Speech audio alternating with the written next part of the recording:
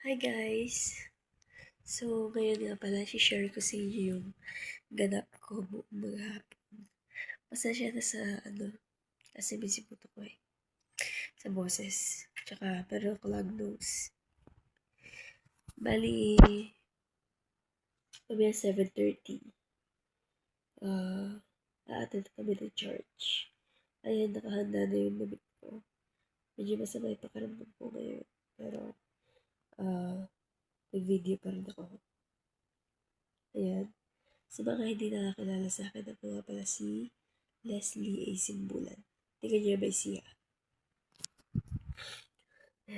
Saan siya na guys? So, ilang taon na ako? 22. 22 na sa December 3. At nag-vacation ako dito sa may dati kong amo. Sa Bulacan. Diba?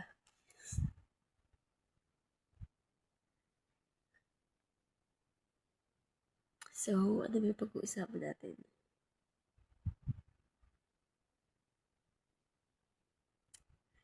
Bali, hindi na nga pala ako nakapag-aral kasi buhat nung nag-pandemic. Huminto na ako kasi naging mahirap yung sitwasyon para sa akin.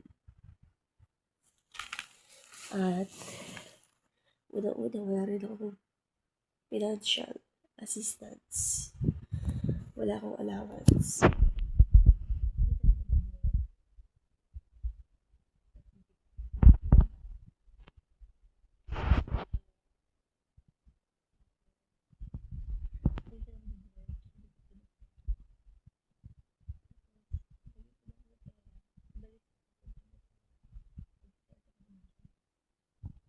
Business ko.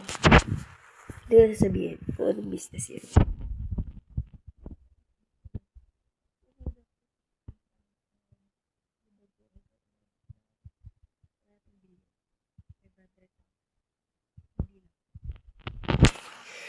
So, ngayon, pinahiram ko yung food cart dun sa kapatid ko kasi balak niya mag-abroad.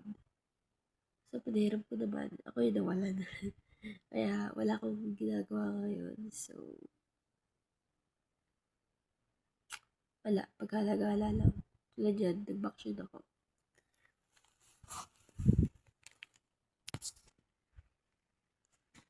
Pero masarap naman yung buhay ko. Kasi malaya. So, yun lang.